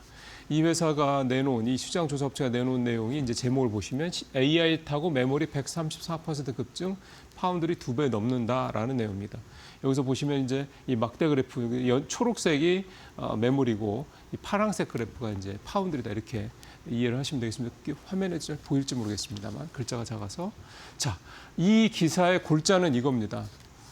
잘 아시는 것처럼 지금 AI 이 산업 자체가 작년까지만 해도 학습 중심이었다가 하여간 좀 올해 들어서라기보다는 뭐 사실 작년부터 이제 오버랩이 진행이 됐습니다만 이 추론 쪽으로 급속하게 좀 넘어오고 있는 상황이죠. 자, 이렇게 되다 보니까 이 추론의 과정에서 이제 가장 이제 더 필요한 칩이 뭐냐라는 부분과 관련돼서 역시 메모리가 굉장히 좀 수요가 좀 필요한 상황이 되고 있다. HBM뿐만 아니라 뭐 LPDDR, GPDDR 여기에 이제 더 낮은 사양의 뭐 DDR5, DDR4 같은 물론 이제 AI 데이터 센터에 들어갔던 것들은 뭐 최첨단 이제 메모리들이 대부분이죠. HBM을 비롯해서 뭐 파운드리도 이 DDR도 뭐 LPDDR이라든가 GDDR 같이 이렇게 저전력의 어떤 그런 특성들이 있는 어쨌든 비싸고 수요에 비해서 공급이 좀 그렇게 많지 않은 이런 제품들 중심으로 들어간다 이렇게 보면 되겠습니다. 파운드리는 뭐 잘 아시는 것처럼 주문을 받아서 메모리를 칩을 만드는 이제 그 부분을 말하는 거고요. 이 얘기는 뭐냐면 메모리는 기본적으로 일종의 약간 균일화된 방식이라고 그럴까요? 그러니까 어느 정도 딱 세팅이 되면 이제 거기에서 대량으로 찍어내기가 좀 좋은 어떤 그런 특성이 있다. 그러니까 시장의 수요가 급격하게 늘어날 때 그 시장의 수요에 빠르게 대응할 수 있는 이런 구조적인 특성이 있다는 얘기가 되는 거죠. 그러니까 시장이 빨리 커질 수가 있고 뭐 반면에 수요가 확 죽어버리면 또 급박하게 또 식어버리는 그런 특성이 있다. 반면에 파운드리는 되게 꾸준하죠. 그러니까 TSMC가 일테면 이제 우리 기준으로 봤을 때 PBR 아니라 퍼 기준으로 밸류에이션 평가를 받고 국내 메모리 업체들이 여전히 PBR 기준으로 받는 거랑 이제 같다고 보냈습니다. 쉽게 말하면 우리 메모리들은 이게 플럭추에이션이 심하고 변동성이 파운드리는 그냥 꾸준히 이렇게 워낙에 또 파운드리를 요구하는 그런 뭐 설계 업체들이 많다 보니까요. 그런 거고요. 그런 상황인데 현재 상황은 이런 파운드리 쪽도 계속 성장을 하고 있지만 파운드의 성장보다는 이 메모리의 이 성장이 훨씬 더 크다, 2배 이상 크다 이런 얘기가 좀 되겠습니다. 그러니까 사실 우리는 사실 파운드리 쪽보다는 메모리 쪽인 거죠. 우리 반도체의 어떤 특성은. 그러니까 현재 상황에서는 우리 메모리 업계가 뭐 삼성전자라든가 SK하이닉스를 비롯한 우리 메모리 업계가 이 파운드리 쪽보다는 훨씬 더 높은 성장성을 좀 보여주고 있고 앞으로도 그럴 가능성이 높다. 그런 내용이 담긴 기사라고 볼 수가 있겠습니다. 근데 이제 이 파운드리 쪽은 꾸준히 우상향하는 성장을 한다고 그러지 않았습니까? 말씀드린 대로. 그렇다면 이제 우리 같은 경우 사실 파운드리를 하는 데가 뭐 결국 이제 삼성전자 정도로 좀 봐야 되는데 삼성전자 같은 경우는 그런 면에서 본다면 메모리도 메모리입니다만 이 파운드리 쪽에 향후의 기대감이 있을 수가 있다는 점에서 지금은 워낙에 TSMC랑 뭐 격차가 뭐 60% 이렇게 포인트 정도 차이가 나서 사실 비교 대상이라고 하기엔 좀 그렇긴 한데 결국은 좀 뭐 TSMC는 이제 다 찼죠. 소위 말하는 이제 그 생산치의 한계가. 그러니까 이제 일종의 낙수 효과가 좀 삼성전자로 계속해서 좀 나오고 있는 상황이겠습니까? 그러니까 삼성전자가 이제 2나노, 3나노 이 선단 공정에서 좀 좋은 수율만 좀 만들어내 준다면 TSMC로 가려던 것도 뭐 TSMC가 이미 뭐 생산성이 꽉 차서 생산이 꽉 차서가 아니라 삼성도 잘하네, 그 TSMC보다 싸네 이래서 삼성전자로 올 수 있는 그런 어떤 시점도 이제 곧 올 수 있지 않겠냐 이런 기대감도 가져보겠습니다. 자, 두 번째는 은행주 얘기 좀 다시 좀 해보도록 하겠습니다. 최근에 은행주들 주가가 상당히 좋습니다. 하나은행이 15%, 우리금융지주 14%, 그다음에 KB하고 신한지주 13%대 이렇게 최근에 상승하는 모습을 보였습니다. 최근에 변동성 컸지 않습니까? 코스피 올랐던 게 한 7% 정도인데 그거에 비하면 이 금융지주사들 의 최근 수익률은 상당히 좋다. 2배 이상이니까 그렇게 좀 볼 수가 있겠습니다. 역시 가장 큰 거는 수치입니다. 넘버스라고 요즘 얘기를 많이 하더군요. 수치가 뒷받침돼요. 실적이 좋다는 얘기가 드는 거고 뭐 18조 합산 지난해 영업 순이익 얘기가 좀 나왔으니까요. 그다음에 또 하나 보니까 수급이 좋더군요. 최근에 외국인이 뭐 반도체라든가 국내 주도 섹터들 뭐 많이 판단 얘기를 듣고 계시겠습니다만 외국인도 뭐 많지는 않지만 사고 있고요. 무엇보다 기관이 이 금융주사들을 최근에 계속해서 좀 사고 있습니다. 그러니까 전체적으로 변동성이 심한 장세에서 기본적으로 이렇게 꾸준한 수익을 내는 금융주사들이 되게 좋은 투자처라는 것도 있고 또 원래 금융주사들이 또 배당 많이 하지 않습니까? 그 부분은 원래 또 있었고 그 두 부분에다가 최근에 변동성이 심해지면 주도 섹터들이 왔다 갔다 흔들리자 이제 이렇게 안정적으로 수익을 낼 수 있는 은행주, 금융지주 쪽으로 또 외국인과 기관의 수급이 들어오고 있다. 이런 점들이 최근에 이 지주사들이 좋은 이유라고 볼 수가 있겠고요. 물론 항상 뭐 얘기가 나오는 겁니다만 역시 이제 환율이 계속 오르는 부분 때문에 뭐 배당에 대한 여러 가지 기준, CET1 이게 이제 기준이니까 이게 이제 흔들리는 게 아니냐 이런 우려도 있는데 사실은 뭐 작년에도 우리가 확인을 했습니다만 환율이 웬만큼 1,500원 넘지 않으면 큰 뭐 영향은 없다. 이건 뭐 이미 여러 차례 얘기가 좀 된 바가 있고요. 하지만 전체적으로 우리 뭐 상황이 좀 좋아지고 있다라는 이런 점으로 봤을 때 특히나 또 가장 중요한 모멘텀은 스테이블 코인이죠. 요게 지금 이제 상당히 좀 이제 가까워지고 있기 때문에 이런 점들을 감안했을 때 은행주들은 뭐 굉장히 긍정적으로 볼 수 있다. 이게 이제 얘기고 뭐 증권주 요즘에 뭐 날아가고 있지 않습니까? 그러니까 사실 역시 이제 장이 좋을 때는 금융주들이 좋은 것 같습니다. 자, 세 번째 얘기는요. 연준 의장 지명자 이 워시 지명자에 대해서 AI 붐으로 금리 인하 가능하다 했는데 미국이나 전 세계 경제학자들은 뭐 글쎄라는 내용입니다. 이게 좀 시간이 많지 않으니까 좀 한마디로 요약을 해드리면 워시 지명자는 이렇게 얘기를 했죠. 지금 AI 때문에 생산성이 워낙에 좀 올라갈 거기 때문에 이런 생산성의 힘으로 금리를 올리지 않아도 금리를 인플레가 많이 오르지 않을 거기 때문에 금리를 내릴 여력이 있다. 이제 이게 기본적인 얘기가 있겠고요. 그리고 워낙에 그동안 연준이 돈을 많이 풀었기 때문에 QT는 계속하겠다. 이게 이제 그래서 국채금리 상승을 좀 뭐 잡겠다. 뭐 이게 이제 워시의 이제 기본적인 얘기입니다. 이제 이거에 대해서 이제 파이낸셜 타임스가 시카고대 부스 경영대학원, MBA로 되게 유명한 대학원인데 여기하고 경제학자 45명을 대해 설문조사를 실시했는데 이런 워시 지명자의 주장에 대해 이 대부분의 경제학자들은 한 56%가 AI 때문에 생산성이 올라가는 건 맞는데 이 생산성이 올라가는 것 때문에 인플레나 중립금리가 좀 낮아지는 거는 그다지 그렇게 크게 기대할 만하지는 않다. 조금밖에 안 낮아진다라는 거고, 그다음에 37%, 3분의 1은 오히려 AI 때문에 투자가 워낙 많이 늘어나니까 오히려 인플레를 자극할 수 있다. 이렇게 얘기를 했습니다. 그러니까 전체적으로 워시 지명자의 의도에 대해서, 지명자의 주장에 대해서는 좀 그다지 지지하지 않는 그런 내용들이 좀 될 것 같고요. 그러다 보니까 워시 지명자가 지명이 되더라도, 그러니까 취임을 하더라도 트럼프 대통령이 원하는 만큼의 금리 인하를 할 수 없을 것이다. 이런 얘기를 좀 경제학자들은 하고 있습니다. 근데 사실 시장에서는 워시 지명자가 금리를 트럼프 대통령이 원하는 만큼 내릴 가능성이 높다. 그러니까 적어도 올해 두세 번 정도를 내릴 가능성이 높다. 이렇게 좀 보고 있고요. 이게 먹힐 거라고 좀 시장에서는 좀 보고 있죠. AI 상해성이 워낙 좀 뚜렷하다라는 측면에서 이게 이제 인플레를 얼마나 자극할까 안 할까 이 부분은 결국은 시장에서 판가름이 나지 않겠냐 생각이 좀 됩니다. 자, 마지막으로 하나만 더 보죠. 요거는 좀 재미있는 기사가 될 것 같아서 가져왔습니다. 금은 급상승 뒤에는 중국의 아줌마 부대가 있다. 다마라고 중국말로 한다고요. 이게 이제 아주머니랍니다. 중국말로 다마가. 우리 뭐 잘 아시는 것처럼 와타나베 부인 이게 있죠. 이제 일본의 이제 잃어버린 20년 고 시대에 일본이 이제 계속 금리도 낮고 뭐 그러니까 돈은 많고 이거 어디 쓸 데가 없지 않습니까? 뭐 국내 투자해봤자 수익도 안 나고 그래서 나가기 시작했죠 밖으로. 이제 그게 엔캐리 트레이드인데 이런 와타나베 부인 같은 게 중국에는 이제 이 다마가 있다라는 거고 우리나라는 뭐 김씨 부인 뭐 이렇게 보통 얘기를 하더군요. 근데 이 다마, 중국의 이 중국판 복부인의 다마 아주머니들이 작년에만 432톤의 금전을 이렇게 샀다고 합니다. 이게 작년에 금값이 올라왔던 또 하나의 이유 중에 하나라는 거고, 특히 최근에 금값이 폭락했을 때, 그때 워시 지명되고 난 다음에 있었죠.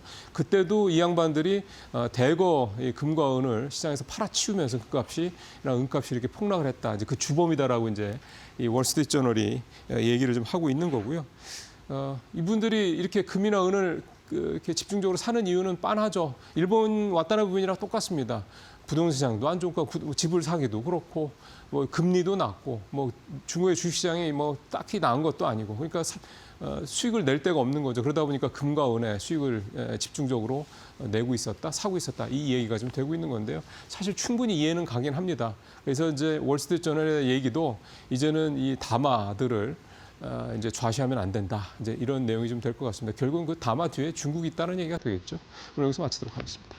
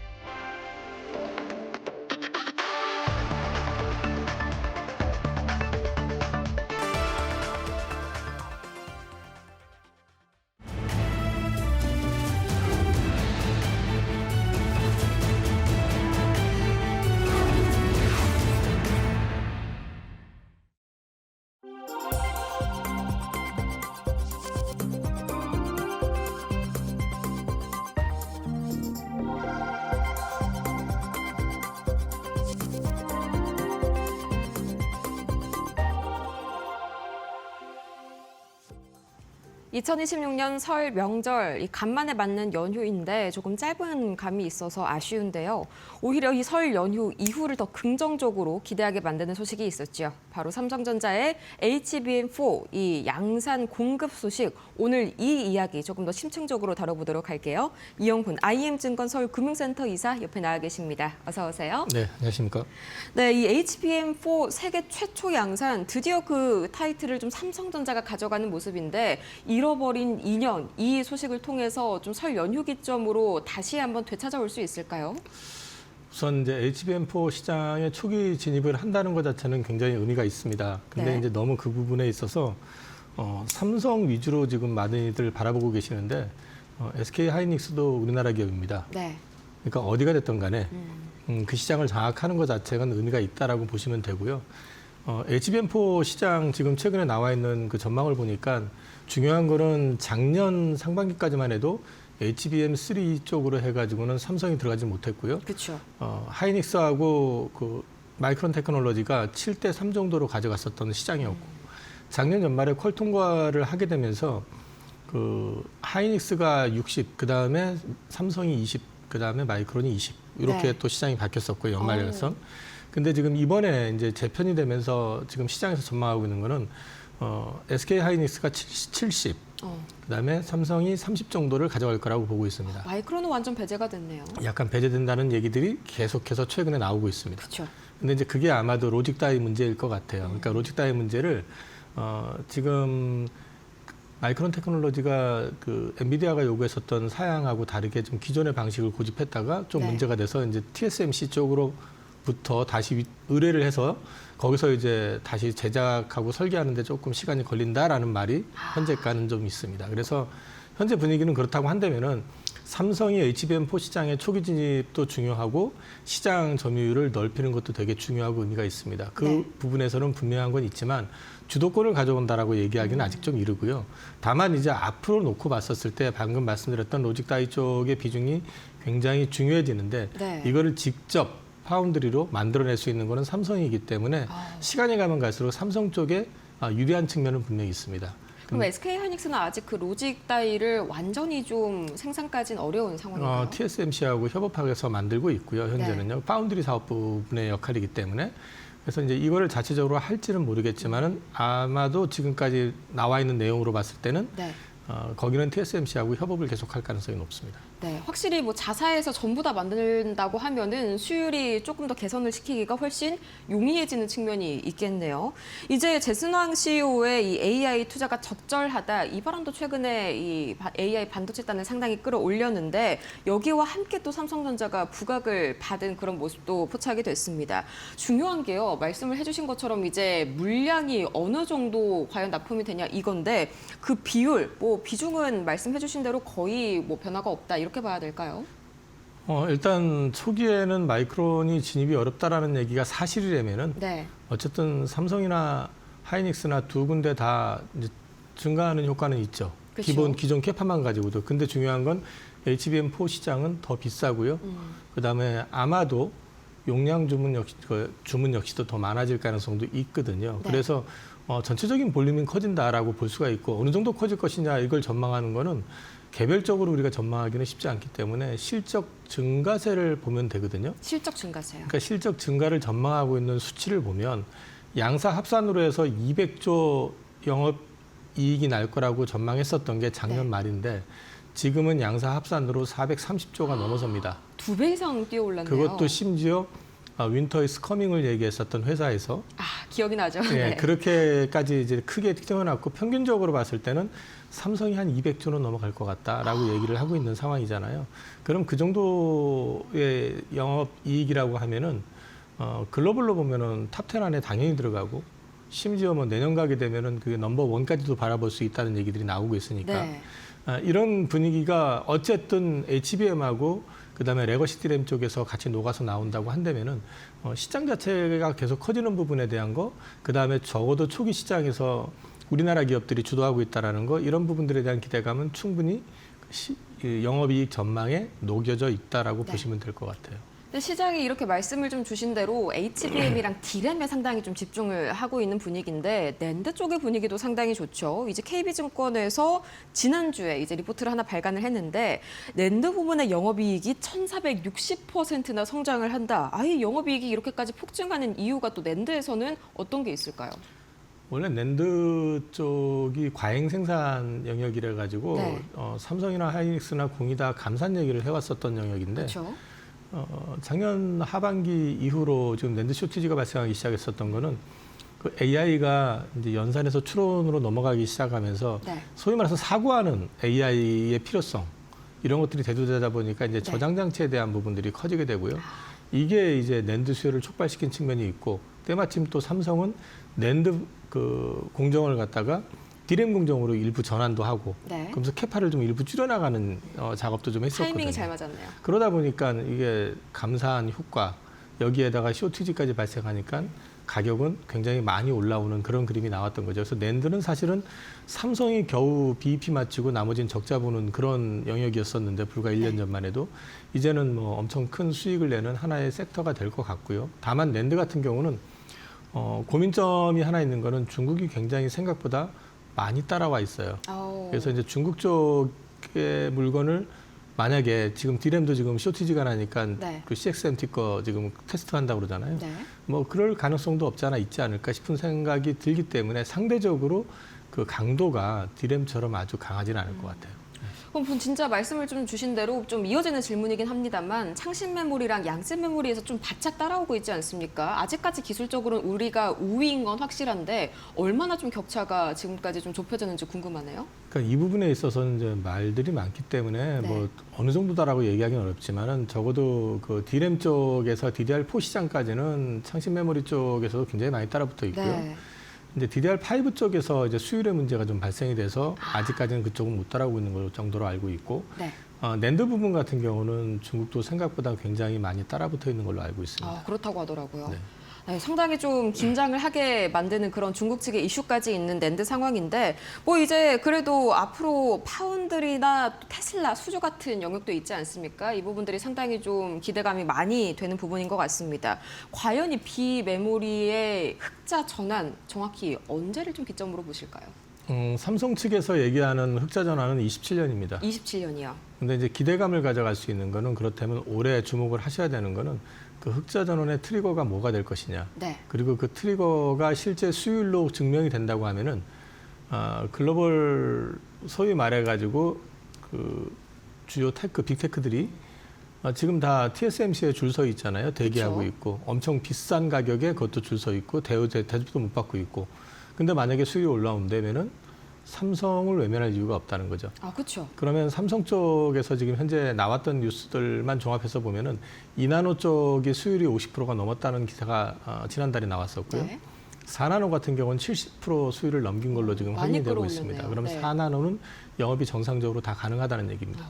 그렇게 본다고 하면은 빅테크 중에서 특히 우리가 주목할 수 있는 거는 엔비디아라든지 또는 애플이라든지 네. 이런 쪽에서 한 군데가 만약에 이런 첨단 쪽으로 해가지고 삼성한테 오파를 주는 순간 그것만 가지고도 밸류는 달라질 수 있다. 그래서 이거는 올해 내에 빅테크 수주가 어떻게 나오는지를 주목해 보셔야 될 것 같습니다. 확실히 그 추가적인 수주가 좀 가시화가 되어야 다시 한번 재평가가 될 수 있는 부분인 것 같습니다. 그러면 이제 내년까지 이미 D램과 낸드는 다 완판이다. 이건 뭐 모두가 다 알고 있는 사실이실 텐데 그러면 아직까지 좀 반도체가 고점이다. 이 논란은 시기상조겠네요. 추가적인 상승 여력 충분한 걸로 보입니다. 그냥 지난 한 해 돌아보시면요. 네. 7월 달까지는 다 안 된다고 했다가 8월부터 갑자기 다들 난리가 났었잖아요. 네. 뭐 그거는 증권사 애널리스트들도 마찬가지였고 갑자기 목표 주가 바꾸고 시선을 싹 바꿨잖아요. 그만큼 이번에 급박했고요. 아무도 예상을 못했습니다. 예상을 못했기 때문에 삼성이나 하이닉스나 마이크론 공이 레거시 쪽에 투자도 못했고 네. 그래서 쇼티지가 또 심각해지고 있는 상황인 거고요. 아무도 지금 예측을 한다는 게 그렇게 쉽지는 않다라는 걸 먼저 말씀을 드리는데 문제는 뭐냐면 지금 증설을 들어간다. 투자를 한다고 했을 때 바로 찍어낼 수 있냐 다음 달부터 그게 불가능하다는 거죠. 그렇죠. 그런 맥락에서 말씀을 드리면은 D램 쇼티지 같은 경우는 적어도 27년까지는 유지될 가능성이 높고요. 그다음에 최근에 실적 발표하면서 컨퍼런스 콜을 통해 가지고 3사 공이 밝힌 내용을 종합해서 보면 레거시 쪽에 신설과 관련돼 있는 부분들은 굉장히 제한되어 있습니다.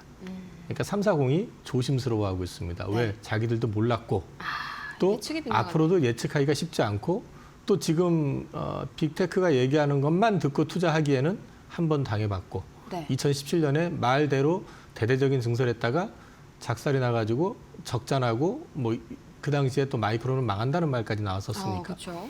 그랬던 상황이 있었기 때문에 빅테크 말을 액면대로 듣고 또 바로 증설을 하기도 부담스럽죠. 그래서 지금 이런 조심스러운 행보가 340이 유지가 된다고 그러면은 네. 쇼티지가 생각보다 길어질 가능성도 있고요. 이게 지금 3사가 어차피 누구 하나를 죽일 수 없는 구조라고 한다면은 공조 아닌 공조가 이루어질 수도 있다고 저는 생각을 해요. 조심스럽게. 네.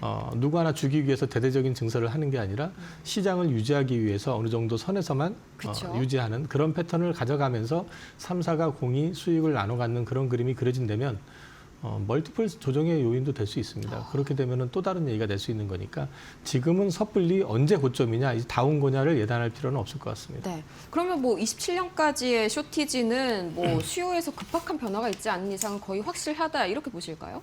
현재로 봤을 때는 적어도 공급단에서 확 늘어날 여지는 많지 않습니다.